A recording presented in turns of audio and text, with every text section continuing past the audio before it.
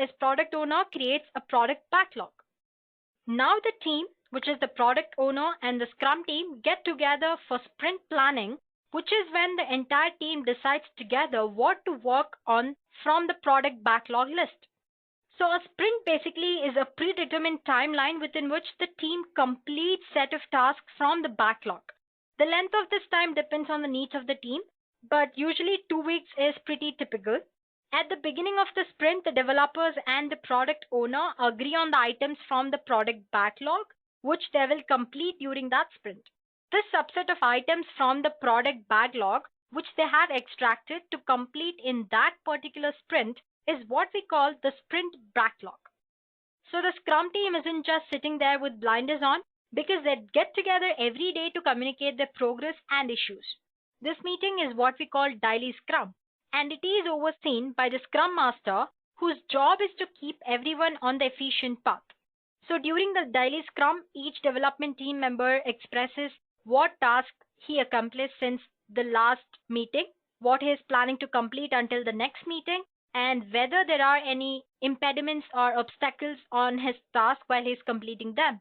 The Scrum Master, who is basically like the coach on the field with the Scrum team, removes distractions and ensures that the daily Scrum meeting is completed within 15-minute time box.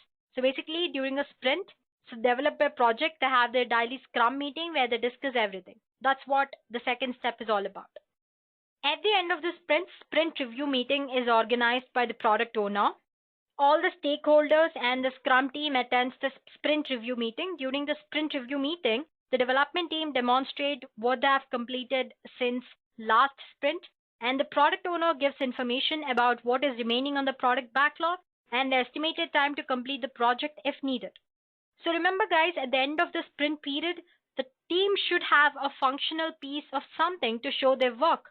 The important thing is that product must actually work at the end of each sprint. So that's what I meant how agile is different from traditional waterfall approach. Unlike in waterfall approach where you have final product at the end, in Scrum, which is the agile methodology, you have a properly functioning product at the end of every sprint. Moving on, after the sprint review meeting, the development team gathers up in sprint retrospective meeting. During the sprint retrospective meeting, team discusses what they have done good and what they could have done much better. Maybe it's a tech limitation holding them back, or maybe one team member is overloaded with tasks. The team decides how to fix these problems with the intent of improving their efficiency on how they do their work. Theoretically, the team should be more efficient and produce more work with each new cycle, and they try to achieve that and discuss on how to achieve that in the sprint retrospective. So the entire cycle starts with the sprint planning and ends with the sprint review, or you can say sprint retrospective, until either the deadline has been reached, the budget is exhausted, or the product owner is satisfied with the final product, whichever comes first.